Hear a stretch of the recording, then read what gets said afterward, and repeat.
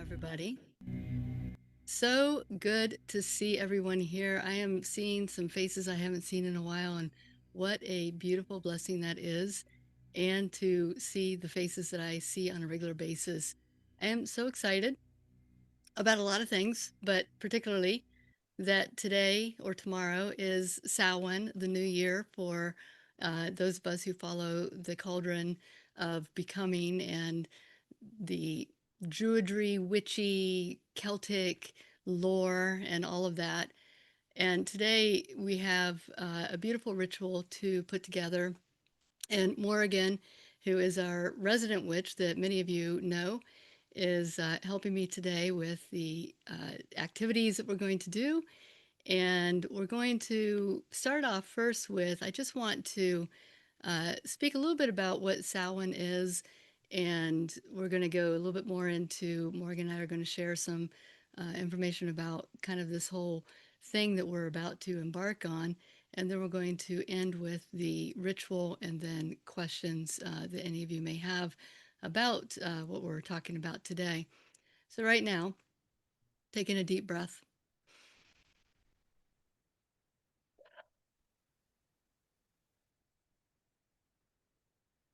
and just feel that heartbeat inside of you, the pulse within. I like to put my hand on my heart because it makes me more conscious of feeling that beat. Ba boom, ba boom. If I see an animal in the wild, it goes ba boom, ba boom, ba boom, ba boom.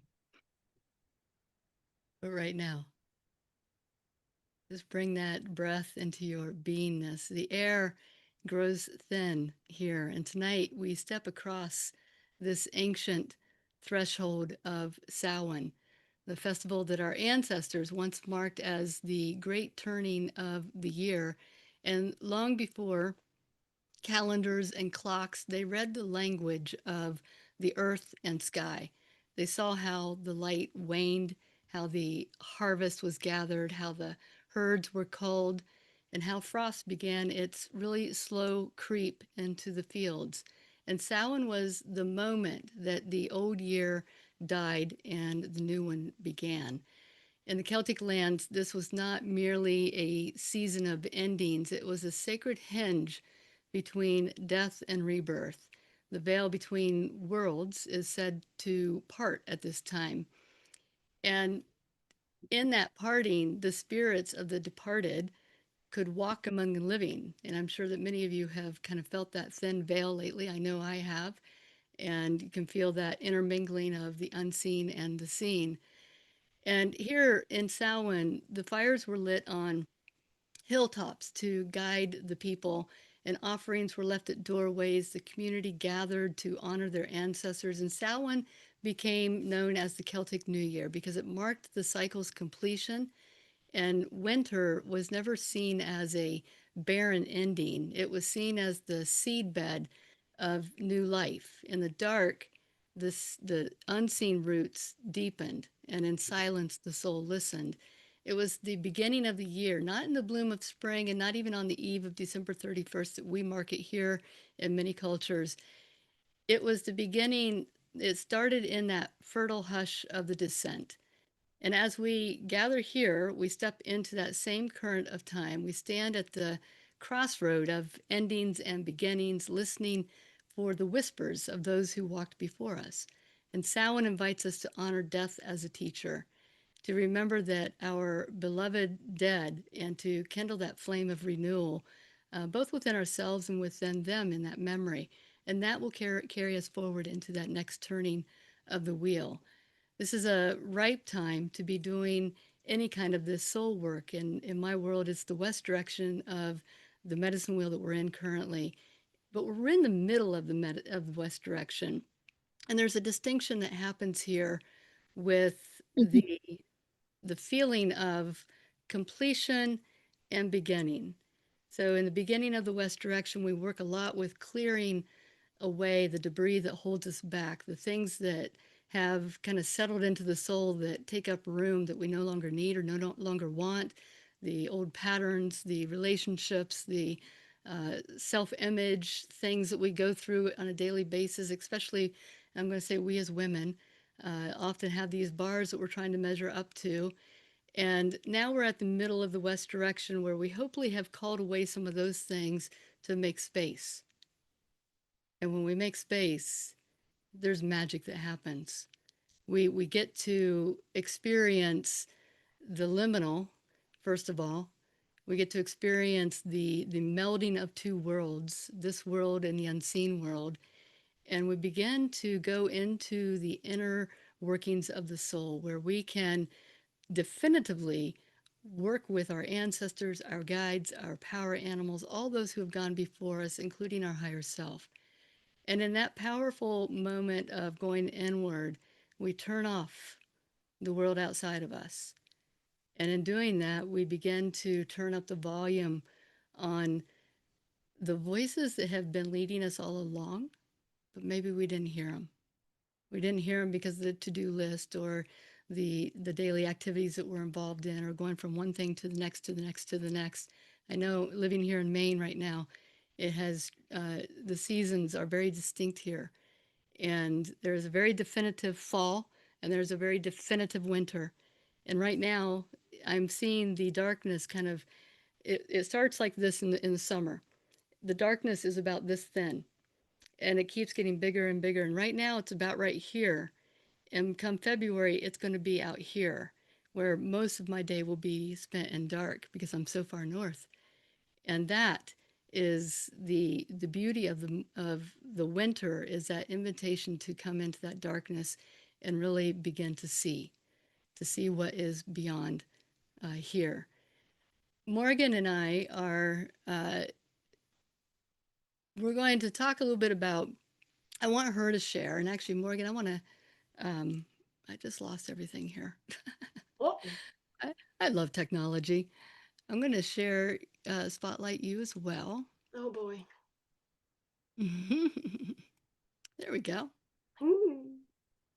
And uh, and so Morgan comes from a witchy background. I come from a Celtic Druid background and shamanic. And so she's dressed up in her witchy outfit today, and I'm dressed up in my shaman outfit. This is what I wear every time I go out and hike. And not that that matters to anything or anyone, but it gets the feeling of what we're about to embark on. And I've asked Morgan to kind of powwow with me here today and talking about the Cailleach and the New Year and Samhain and Hecate and all the things that we're kind of moving into. And I'm unveiling the new program for the year, the Wheel of the Cailleach, and that's going to be part of this conversation too, because I want to kind of show how we're growing into the divine feminine, first of all, and second of all, many of you I'm seeing here are uh, those who have walked the wheel with me for many evolutions, and you'll be excited to see how this next evolution is really about living the wheel.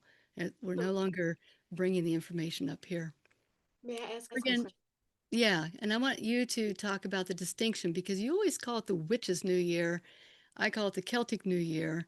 Right. And part of one of the things that I want to talk about in this new program is kind of deciphering and defining what why we have all this verbiage, and because it really kind of means the same thing. Yes. It is the Celtic New Year. And there's a little bit of echo, Dakota. I'm hearing a little bit of an echo, just so you know. Uh, Yeah. So I don't have anything on you that don't. should. Okay. Then maybe it's the voices in my head. Who knows? The guides Do are you guys maybe. do you guys hear echo? You do. Here, wait, let me Yeah, see. I thought it was maybe somebody who wasn't on mute. I did briefly, but then it stopped echoing. Jason, it's all your fault. Yeah, it's all your fault, Jason. I Which is like you guys in great. It's stereo. so good to say that. Twice as good. Twice as good. Okay. There we go. I'm seeing it's gone now in the chat box, so and I don't hear it anymore either. Oh, okay. Yeah, so we'll go carrying on with the Witches' New Year.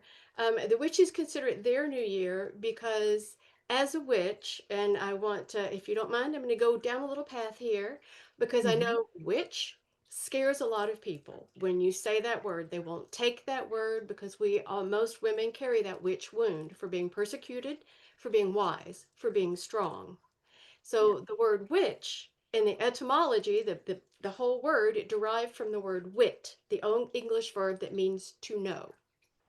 It Mhm. also derived from witka, which means wise person or prophet. So that's where this word came from.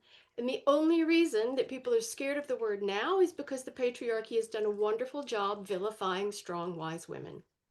That is Yeah. all. What witches do is we move with the cycles of nature. We understand and kind of live as the seasons go.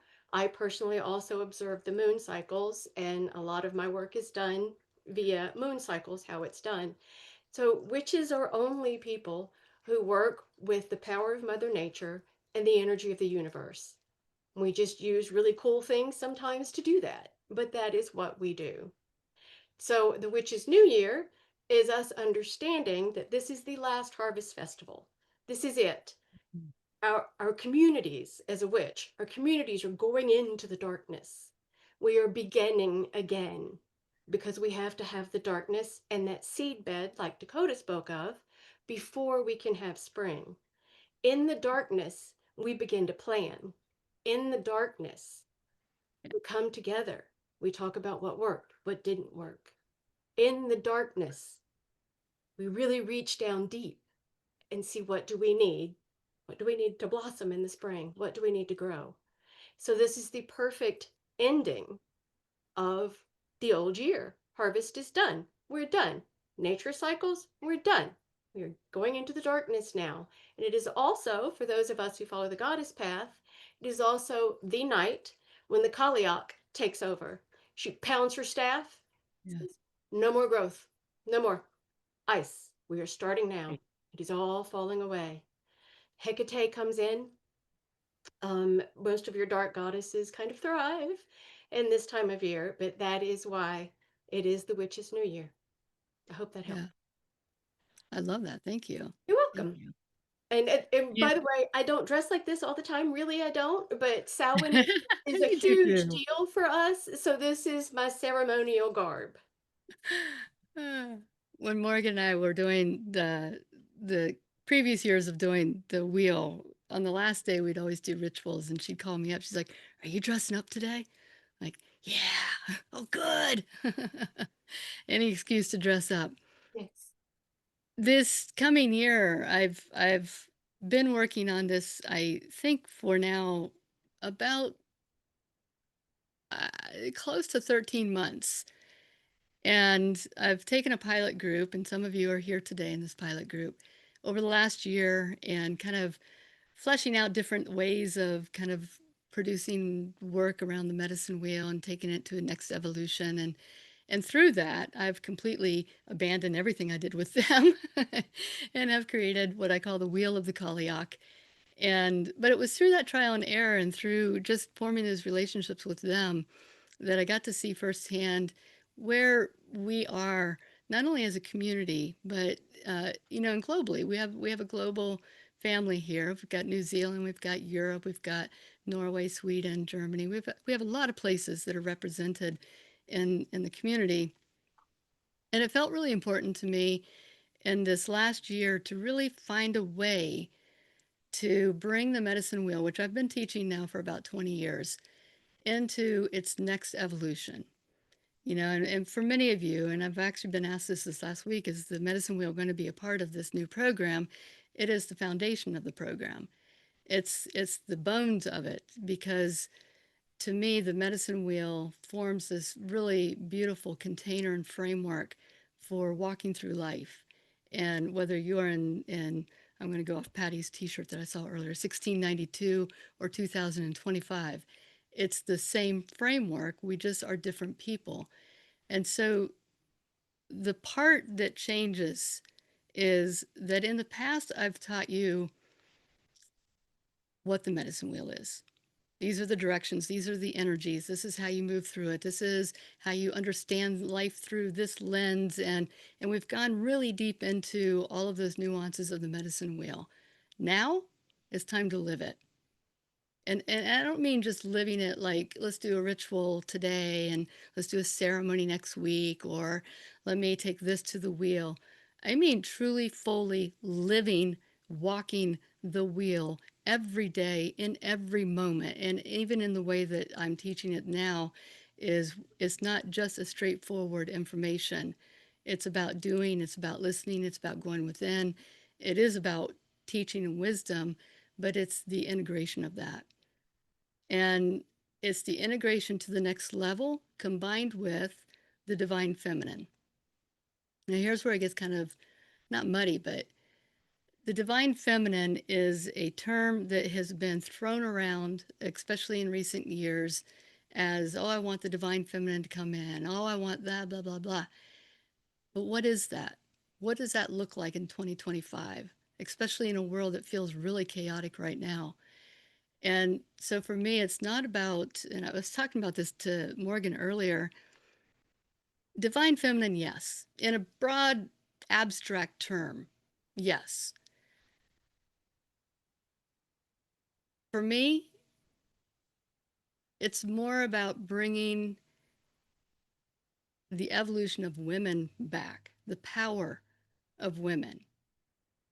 You know, the word witch is, and actually in the Wheel of Cailleach, the third week, we go into the witch wound really deeply. Oof. Yeah. And it's heavy because whether you identify as a witch or not, you are scarred by the witch wound, because witches is a broad term, just like divine feminine, for the healers, the gardeners, the mothers, the medicine women, the goddesses, the priestesses, anybody who worked with Mother Nature or had power and used it, or had knowledge and wisdom, back in the day got termed as a witch as a way to vilify women who held that power. Agreed. And you know what? I'm done with that shit. Same. Absolutely done. Same. Like it is time to reclaim that word, but Yes. also the energy that that word carries. Mm. And and to do that in the framework of the medicine wheel, to me, is there's no more powerful combination than that. Oh, I couldn't agree Walk, more.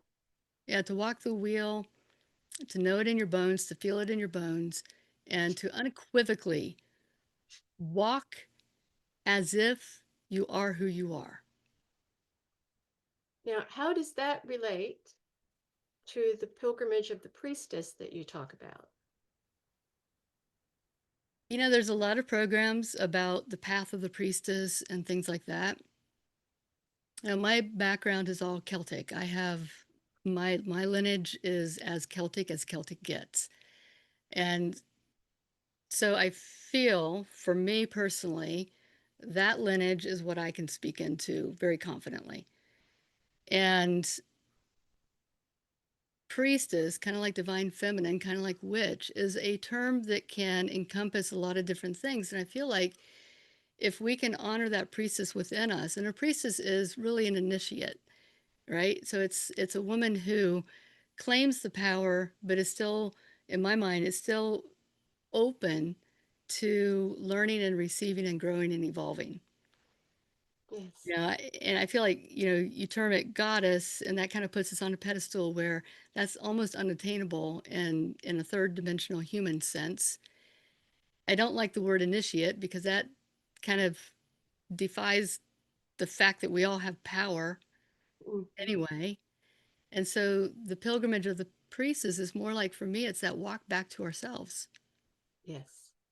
It's Yes. the journey back to uh, our innate abilities, our, I keep wanting to say God given, and then I'm stopping myself because that's how ingrained we are Mm. in just the terminology that we use. And so God is giving, God is Yes. given. Yes. But it is a reclamation. Hmm.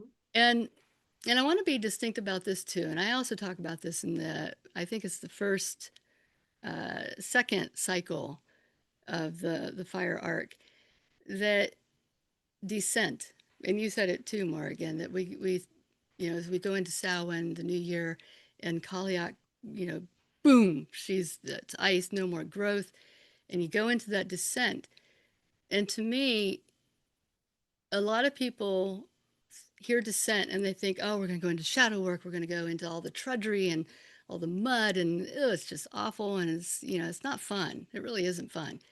But it And doesn't it have may to be. be, yeah, it doesn't have to be that way. And there may be some of that. But when I talk about descent in the context of the wheel of the Cailleach, it's descent in that you take a step and it is with your full weight. No more tiptoeing, no more walking on eggshells, no more hiding behind the curtain because you don't want to be seen, no more filling in the roles of you need to stay back here, you need to be unseen, you need to be paid less, you need to be quiet and undefined, and here, this is your job, little girl. You do this over here while we do this. Yeah, No, dissent is that one big step forward, like Cailleach's staff, that says no more. Absolutely not. I am here, and you are not defining me any longer by a box that is too small for the size of my spirit. End, end of story. Full stop. agreed. And So dissent is deepening into your path. it is. And if you don't mind, for me, Anymore. descent is descending below all of the labels that society has given me. Descent is coming fully into who I am at my soul level, not who the world wants me to be, not who society tells me I should be. But when I descend, which I absolutely love the darkness because I get to do that, I descend into who my soul is at soul level. That's Yeah. what descent means to me. Yeah, there's some dark stuff down there. Sure, there is. But that's Hmm. okay. And it's easily dealt with once you understand that you're standing in your full sovereignty when you are in Yes. descent. Yes. Absolutely.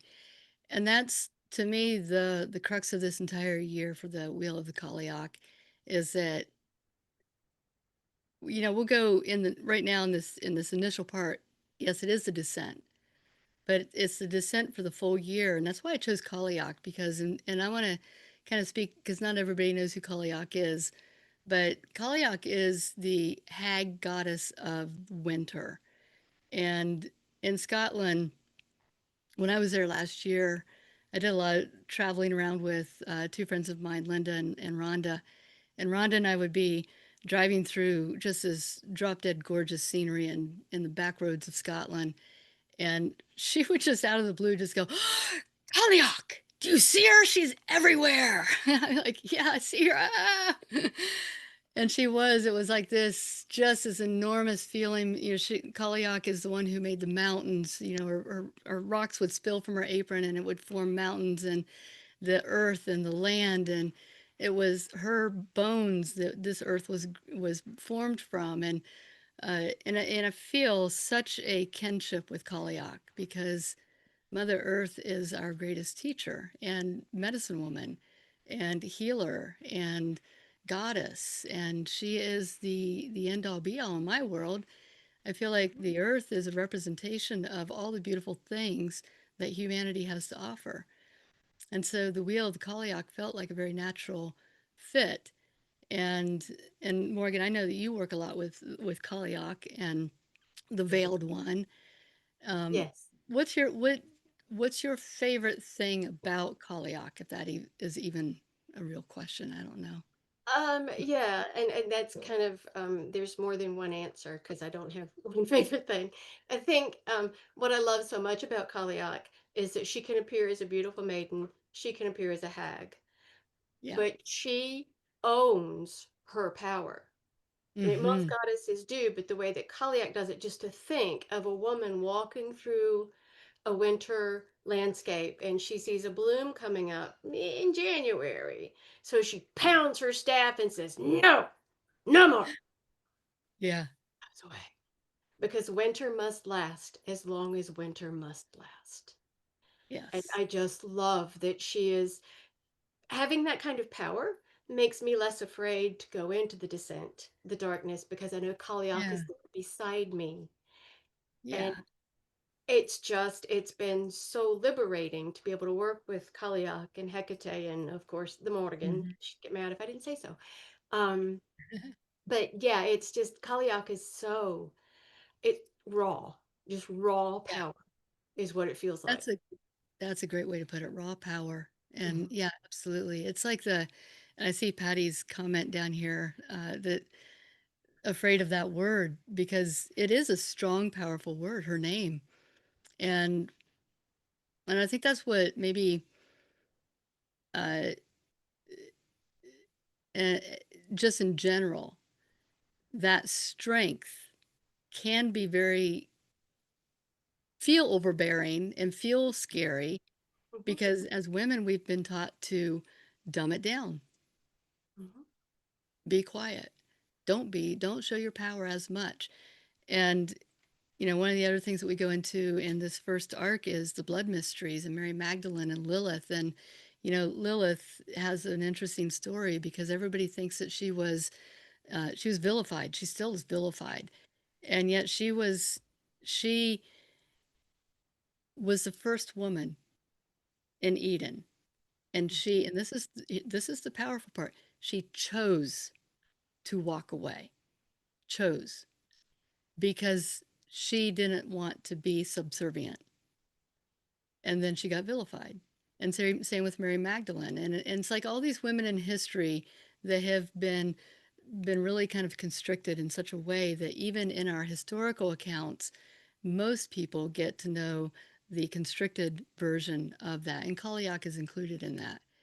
We've been Agreed. taught to fear this name because it's powerful, it's strong, and she represents something within us that we haven't quite been allowed to harness yet.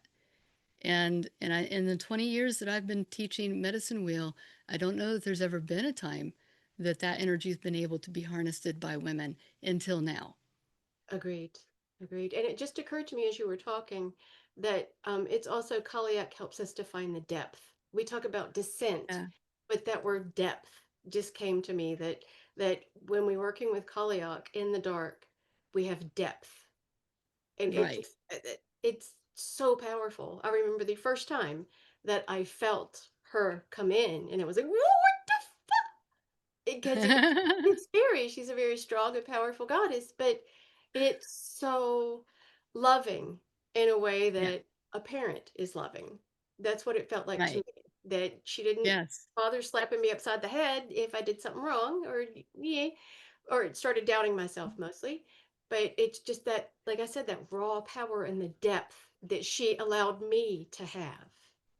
Yeah. Yeah. And that's the depth that I hope that we all are able to tap into in this coming year is that, and this is regardless of whether you walk the wheel of the Cailleach with us or not, it's the time to be able to uh, really deepen that path and stop tiptoeing around it. Hmm. And that is to go as deep as Cailleach is requesting you to go and to own up. Yeah. Own up. I mean, we're seeing a world fall apart in front of our eyes, and who's at the helm? Mostly the patriarchy, Mhm. who's letting it all fall apart. And I don't want to get into politics by any stretch of the imagination right now because there's enough of that in our world. But at a different level, that matriarchy is what's going to save us. Mhm. It's the tenderness and the beauty, but it's also the enormous power to give life. And that's what I think gets so diminished is in we talk about this in the blood mysteries, is that women were taught to um, that they were unclean during the cycle and hide and don't let anybody see it, and now we like charge for it because the which is ugh, don't even get me started. And yet that's the power, right, for women is that we can give life. that it occurred to me as you were talking about that, about it's women's turn. It's our, and that Mhm. is our job as priestesses to usher Yes. in the new world, to walk in our Yes. truth and our sovereignty and our power as a Hmm. priestess, serving ourselves, serving others, serving the world. Yep. So that's how Exactly. we do that. It is how we do it. And I think that the moment that we begin to start to elevate women into positions of power, that we will really see those tides turn.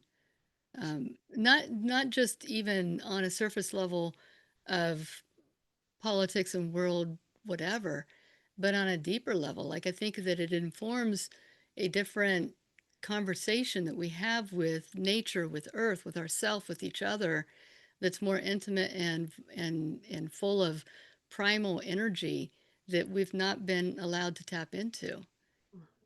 And commercialism, I think, would go even to a further distant, because what will become more apparent and more important are the things that are naturally given to us right here and right now.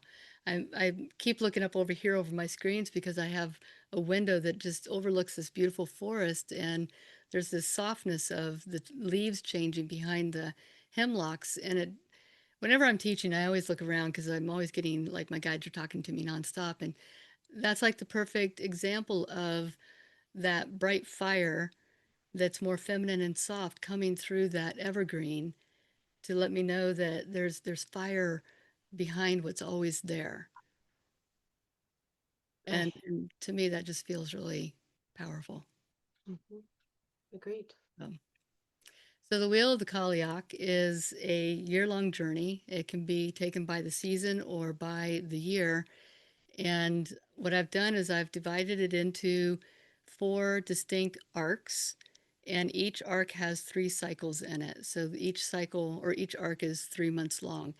And while it's not following the exact, uh, when I used to teach, we would start exactly on the day when the season would start and end on the next season. So typically it would have been September 21st, December 21st, March 21st, June 21st, and those were the start dates. Now I'm starting it in relationship to the Sabbats of the Celtic wheel. And so each arc will span 2 directions, which is a different way also to bring the wheel into it, because now it's not just we're in this direction and this direction only. Now we've got the blending of 2 directions, which gives an entirely different texture to what we do within that arc and how we move through it. And that's like that um, sewing together, stitching together the directions so that we can really begin to see how they cohesively work together all year long. And each of those, and this is what I want to rest assure everybody who has gone through my programs. I'm notorious for giving you way more than you want and almost overkill. Like, and part of that is my own feeling of like, oh, well, I got to get them everything, all at once. And that overwhelms people. So what I've done with this one is we do a weekly packet, and each cycle has, or each arc, the 3 cycles represent the 3 months that's in it. So 1 month, you get 3 weeks of the packet, and I'll go into that in a second. But on that fourth week is a tending week. It's where we tend to the things that you either didn't get to go through, or you get to rest, you get to do whatever you want to do. But you have a week to just decompress, integrate, and let things kind of settle down into your soul and go back to the things that maybe you want to, and or maybe not. And so that tending week is I fought with my guides on this one because I thought, well, they're going to want 4 weeks. And my guides were like, no, Dakota, you need to not like push them, but let them sit and marinate in it for a while so that they can digest it and integrate it. And maybe they'll go sit by a tree and just be. I'm like, oh, yeah, that would be nice, wouldn't it? Instead of You like guys push, push, was. push, push. Yeah. So actually, in writing this, I have learned to really fall into the feminine, softer way of teaching. not so. But and the teaching for me was also important to encompass the fullness of the medicine wheel. So you've got your east direction represented in the teaching, you've got your south direction in your sacred crafting, and you're going to create 13. Uh, wait, is it 13? 1, 2, 3. Well, each cycle creates a new tool. So you'll have 4 weeks to work on one tool. So at the end of the year, you would have what's 3 times 3 is 9. You have a lot of tools, actually, is what I'm basically saying. I can't do math that quick in my head right That's now. all right.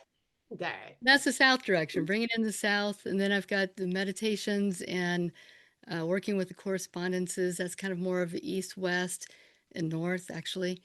And we go into grimoire and all kinds of things that we're doing. But it was important to me to bring the fullness of the wheel into the teaching as well, because not everybody learns in one way. And so you learn, you do, you be, you reflect, you integrate, all of those good things. Um, and May yeah, I? I'm yes, sorry. May I interrupt for a moment? Yes, I just wanted to say that having walked with you and studied with you for a long time, um, very long time. yes, using the medicine wheel and bringing that in, because the witches have the sabbats, and we have our own, the Celtic medicine wheel and things. But when you bring them all in together and walk the wheel, that's how I consider it. I walk the wheel every day.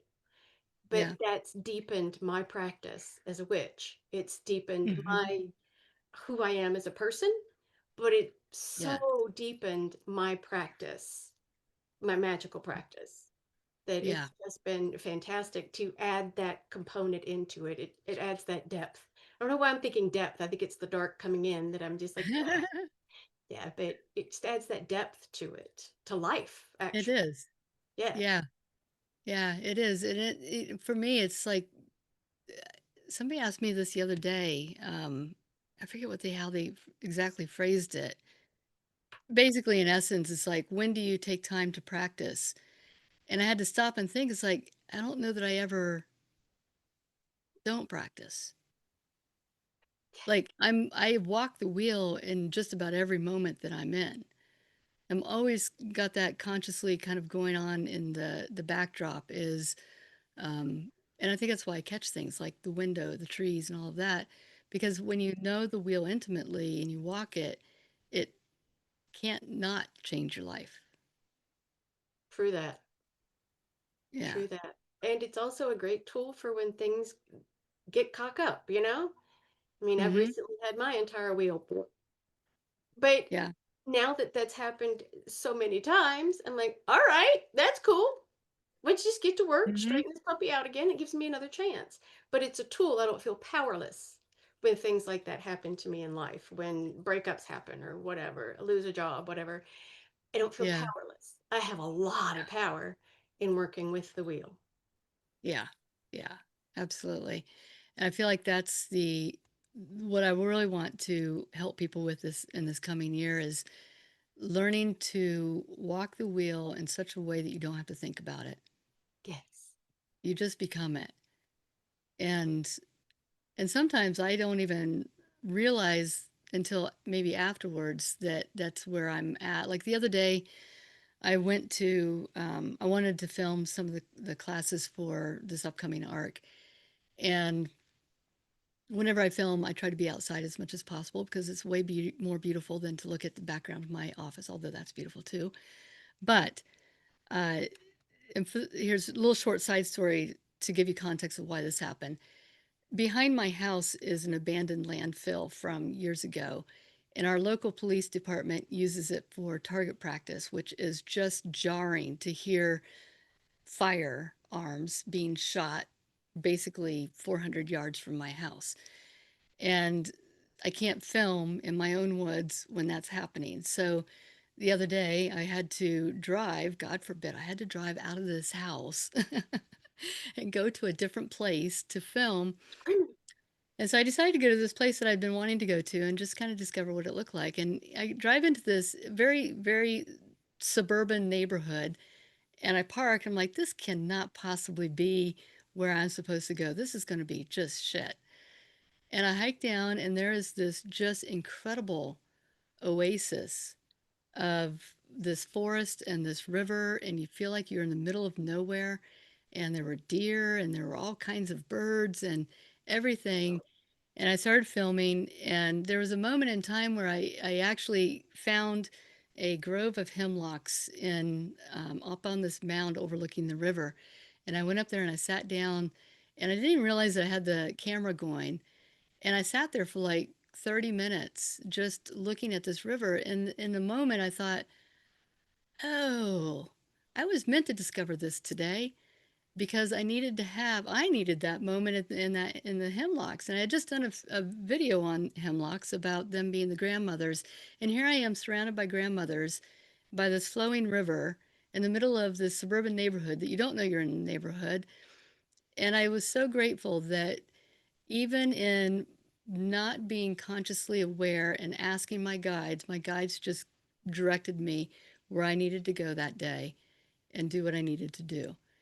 And that's what walking the wheel feels like to me.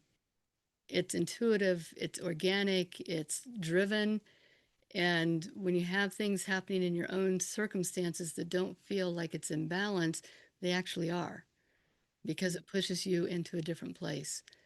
And so I just share that because I think that it's sometimes people think that it's this conscious effort every day, and it's not. It's very organic and it's very just go. Yes, it just happens. Yes, it does just happen. Thank the goddess. Yes. Yes.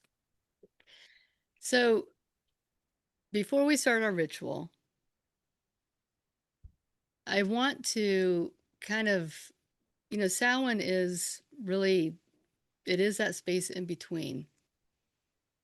And recently, just a couple of weeks ago, I had a group of 7 fabulous women. Some of them are here today that came here to Maine, and we did a retreat called Walking Between the Worlds, and it was a psychopomp retreat. And it was so beautiful, uh, actually, to share this space with them and to be in this.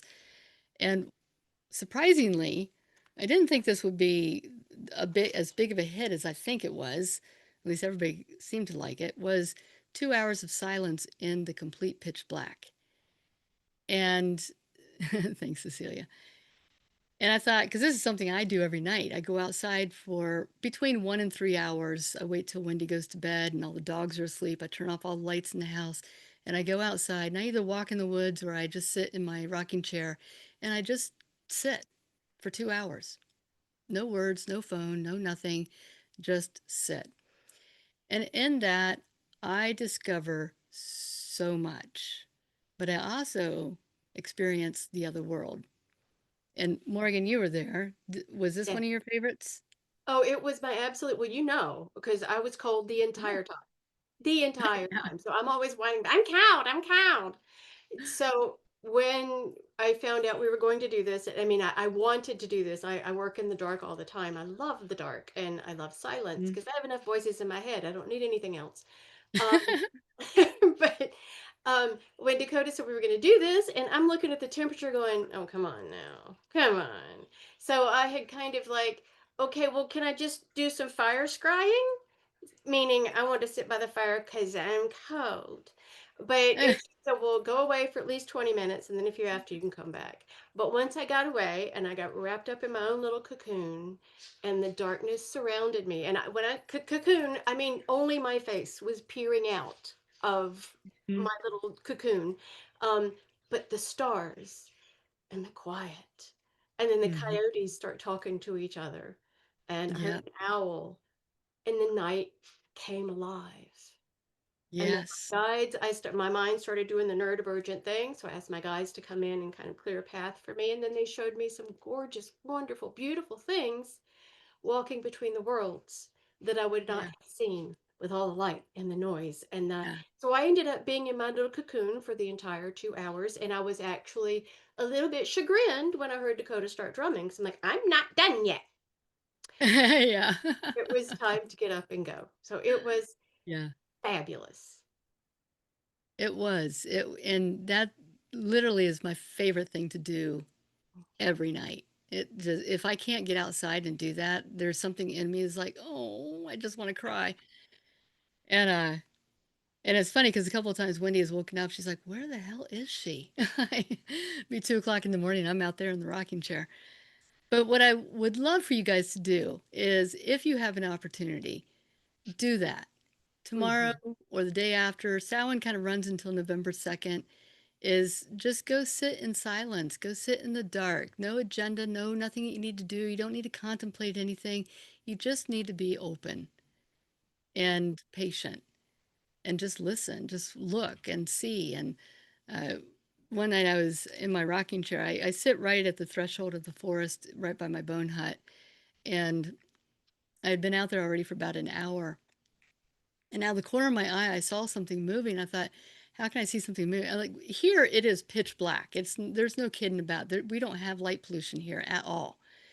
And so, aside from the night that you guys were there, we had the fire going, and that kind of added some light. But I'm usually in pitch black. And so I was thinking, how can I see something in pitch black? And I went over and I started investigating, and it was this small little oak tree growing underneath the white pines, and the leaves were all dancing. And I was like, isn't that the coolest thing in the world? And then I walked away and I went back to my rocking chair, which is only about 6 feet away, and they stopped. I'm like, well, that's interesting. So I got up and I went back over and they started dancing again. I'm like, they're dancing because I'm here. How amazing is that? But those are the kinds of experiences and things that you see when you just kind of stop and just don't even pretend that you want to know what's going to happen and just let it be what it's going to be for you. And May I I? can't think, yeah, please. I'm sorry. Yes, I just wanted to say for those who have decided that or want to go out, over the Samhain timeline, I might suggest taking a small offering with you. As Yeah, the veil is so thin, it would just be it's respectful. In my spirituality, it's respectful if we're going out on a night like Samhain, that we take an offering with us for those who are coming across the veil. yes, absolutely, absolutely. And another tradition for Samhain is to actually leave a place setting at your table for your Yes, ancestors to come and eat. yes. Um, and fire is another big thing about Samhain is to they would build these big community fires, and then everybody would at their homes would take out would to put their fire out, go to the community fire, take an ember and take it back to their fire and light their fire with the community fire, which is such Hmm. a beautiful symbol. And to me, that's the wheel of the Cailleach right there, Yes. is being in community with each other and building that fire together to use as an anchor and ember for our own. Oh, great. Yes. Yeah. Yes. I will be having a Samhain fire myself. Yes, me too. Does anybody have any questions that I can answer before we go into our ritual? I have one more, and then I'll Okay, be go for quiet. it. I promise. You don't have to be quiet. Okay, because I don't do that very well anyway, as we all know. Um, what about, I know that this is, geared towards women. So what about men who want to embrace the divine feminine? What about them? Oh, screw him. Sorry, Jason. Okay, that's fine. Yeah, no, fine. I'm No kidding. problem. You know, I struggled with this because, and Jason being one of them, I have amazing men in my life that I know who have walked the wheel, etc. And I had somebody recently when I first announced the wheel of Cailleach. It was a guy who had been in the medicine wheel who wrote me and said, "This sounds really awesome. Can I join even if I'm not one of the daughters?" And I haven't emailed him back. Forgive me if you're watching this as a replay, because I had to sit with it. And and my answer is yes and no. So what I'm going to do, because Sarah, because I have such a heart and I want everybody to experience it and not be, I don't want to segregate people like how women have been all our lives. And so I'm going to create a standalone uh, version of the Wheel of Cailleach without the live components.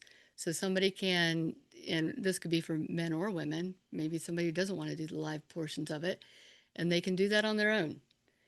But the live portion of it, where we meet and we do sacred crafting, we do the live teaching calls, and we have the social calls, and we do the breath work, and all these things that we do. I am adamantly going to keep that women only because traditionally, women have never had a completely safe and sacred space without the influence of the patriarchy.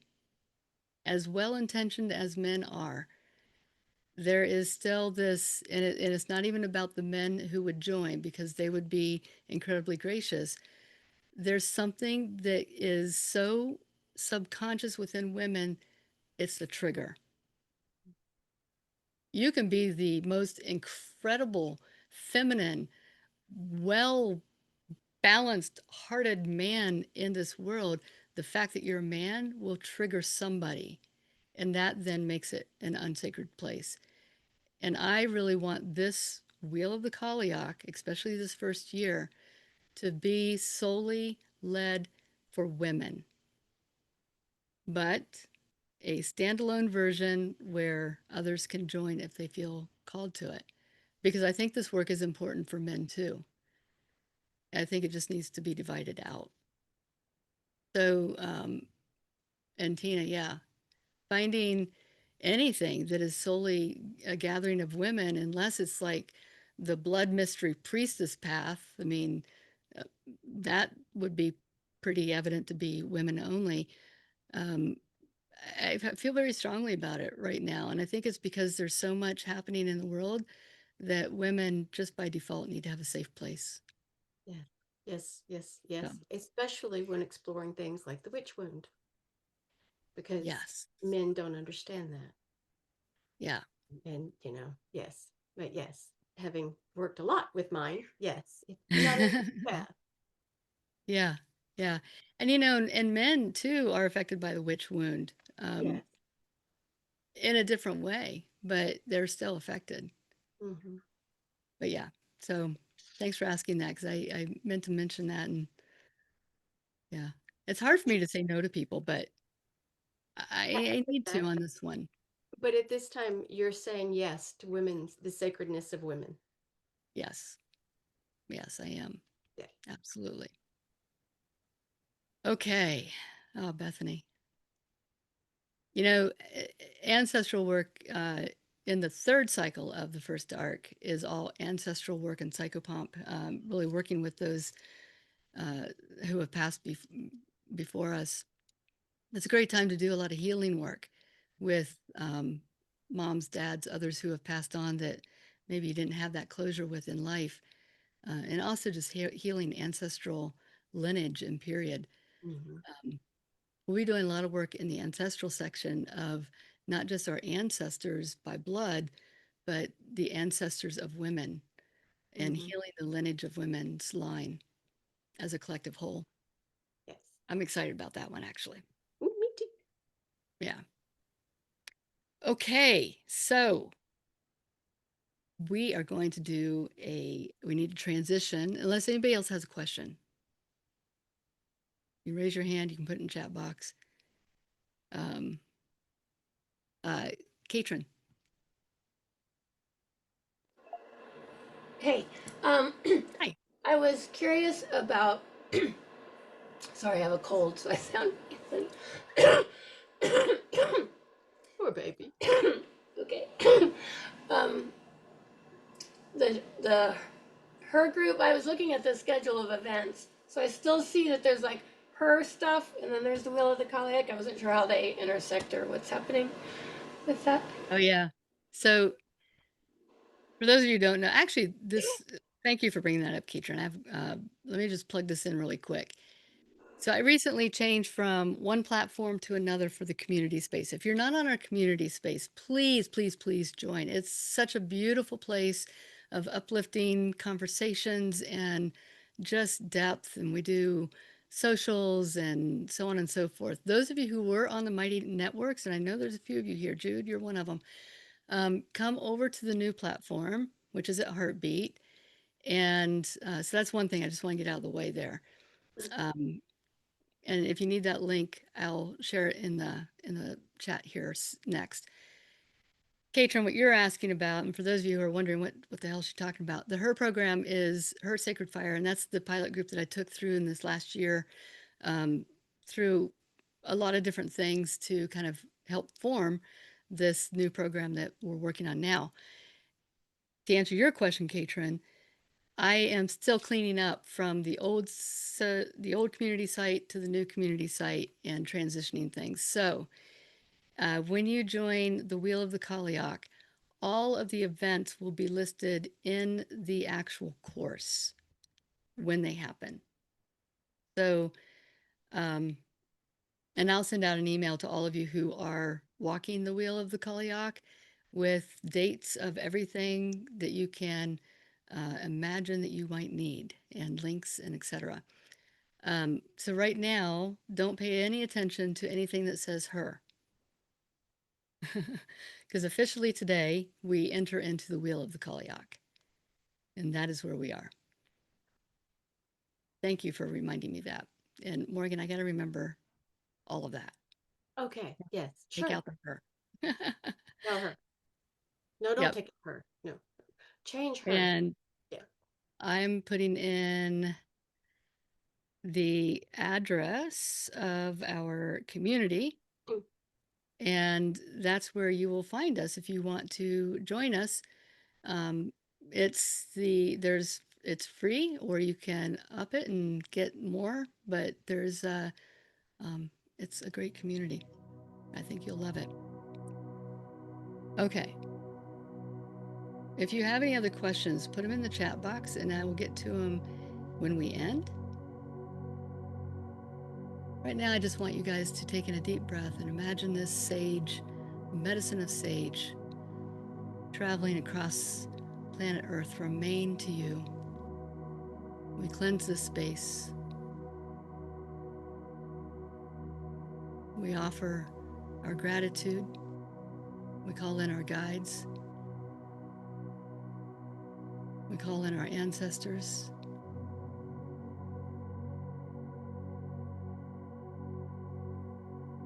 We call in all those who have gone before us.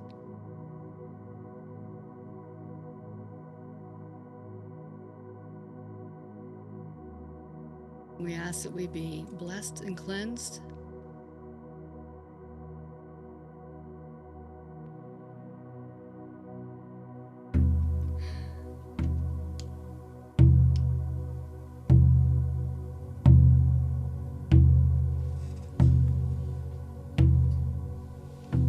And I'd like for you to put your hand on your heart.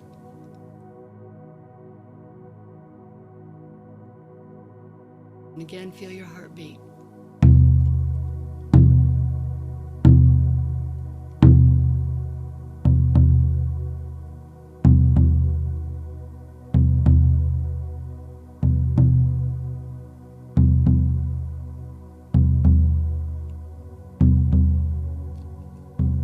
And close your eyes for a moment.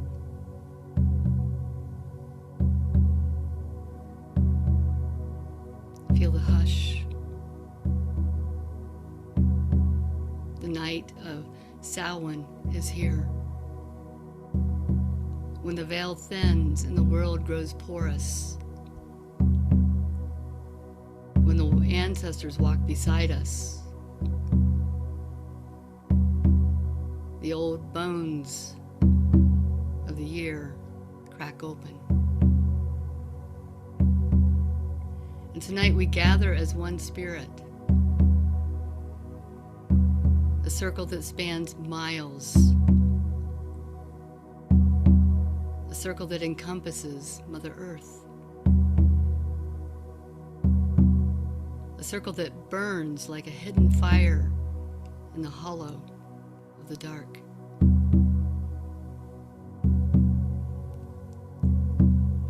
And before you, a candle flame or a bowl of water, a stone in your hand, or simply the beat of your own heart. These are the gateways, the thresholds. And so we call her Cailleach, Ancient One, Storm Woman, Bone Mother, Hag of Winter's Veil. We call you forth. Wrap us in your cloak of storm and stone. Guide us through the dark to the marrow, to the truth that waits beneath.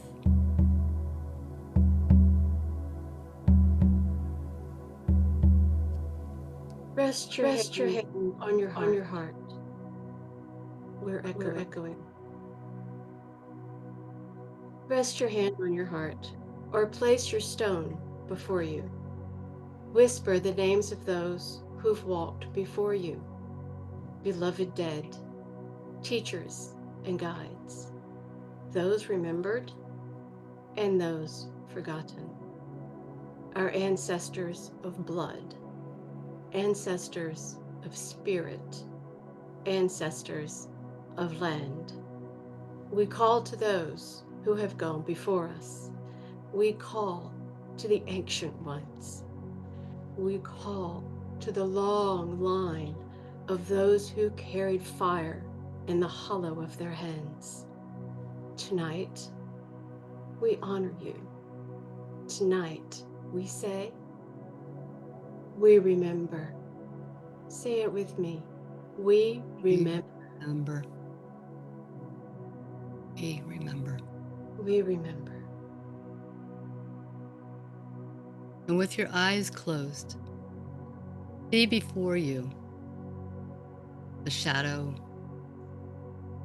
a forest, the mist, and the wind threading through bare branches, the air smelling of damp earth and smoke.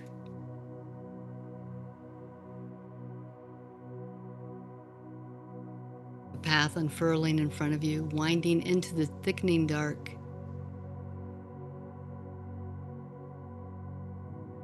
And you step upon it, one foot, then the other, and the hush deepens. The veil stirs. At the crossroads, a figure waits. Perhaps a crow with ember eyes, perhaps it's a stag with shadowed antlers. Maybe it's the Cailleach herself, with hair of frost and skin of stone, and she holds out her hand. Into her palm, give the weight you carry, the grief, the fear, the burden too heavy to bring into the new year's turning. Hand it over to her.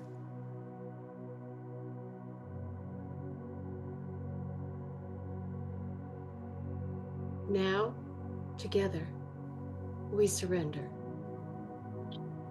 Those with candles, hold your hand above the flame. Those with stones, dip it into the water or lay it down upon the earth at your feet. Those with only breath, let it go now with your exhale.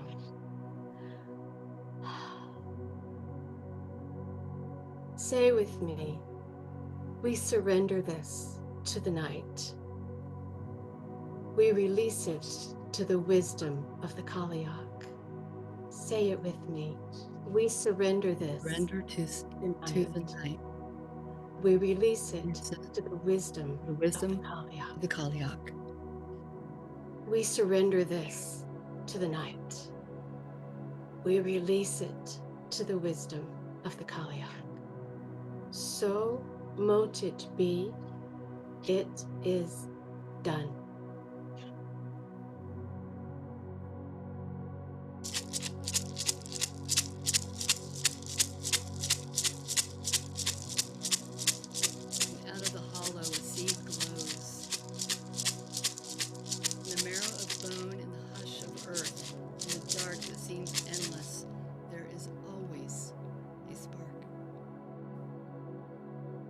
Place your hand upon your heart one more time. Feel that ember there. The ember of renewal. The ember of your becoming. And whisper to yourself now the seed that you choose to carry through the winter's dark. Might be a word, a vow, a dream. Whisper it like a spell.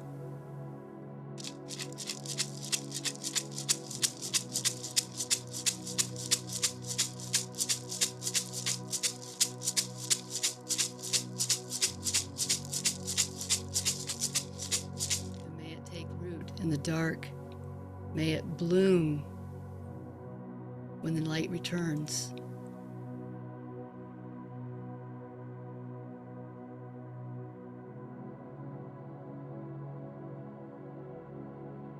The wheel turns tonight. Samhain is the gateway, the dark hinge upon which this year swings open. In the wheel of the Cailleach, we walk this turning together. Each arc of the year holds her face, her gifts, her trials.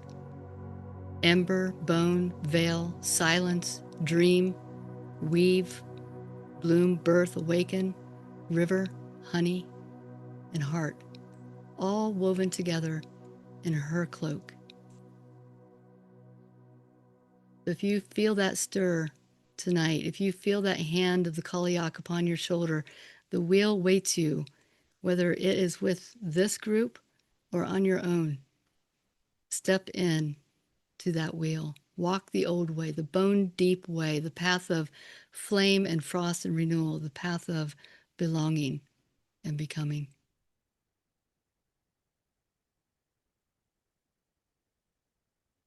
Morgan and I are going to close out with some call to action, call and response. I welcome you to also respond out loud if you're able to in your own space and feel the words reverberate in your bones. May the ancestors guard your steps. May the ancestors guard your steps. May the Cailleach grant you wisdom in the dark. May the Cailleach grant you wisdom in the dark. May your heart be lit by the fire that never dies. May your heart be lit by fire that never dies.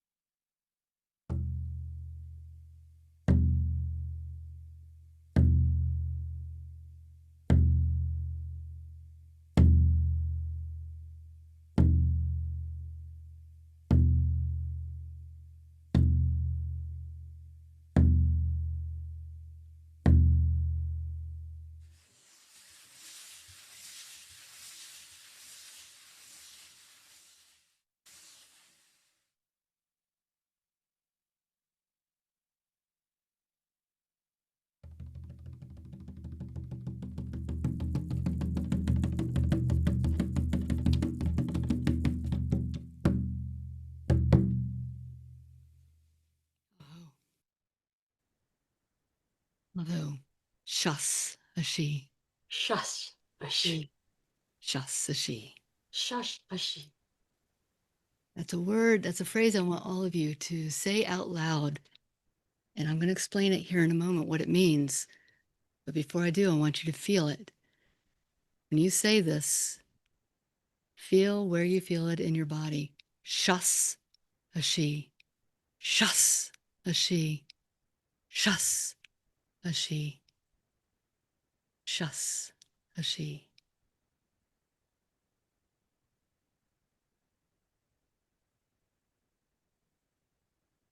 Most of you are used to me saying ahomatakuyasan. And for this season, my phrase is shas a she. Shas, it's Irish Gaelic. Shas means, oh sacred being. Oh, wait, I'm sorry. Shas means rise in your sovereignty, rise in your strength, your honor. And then a she means, O sacred being. So it's rise in your sovereignty, O sacred being. Shas a she. A she. Thank you, everybody, for being here today. And may your first step into this new year be met with the hollowing of your bones, and that you carry this night with you into the winter to come, and that you find your ancestors waiting for you on the other side of that veil that is so thin right now. And allow yourself to just be open to what is to come in this coming season for you, in the turning of the wheel. There you go, Amy. There is the she phrase. If you have any questions about the Wheel of the Cailleach or anything that we're doing in the community, etc., feel free to reach out to me personally. And if you're on the community, you can always put a question in the channel that says questions, and I will find it there. Just tag me in it because I don't always see everything, and I'm happy to answer anything.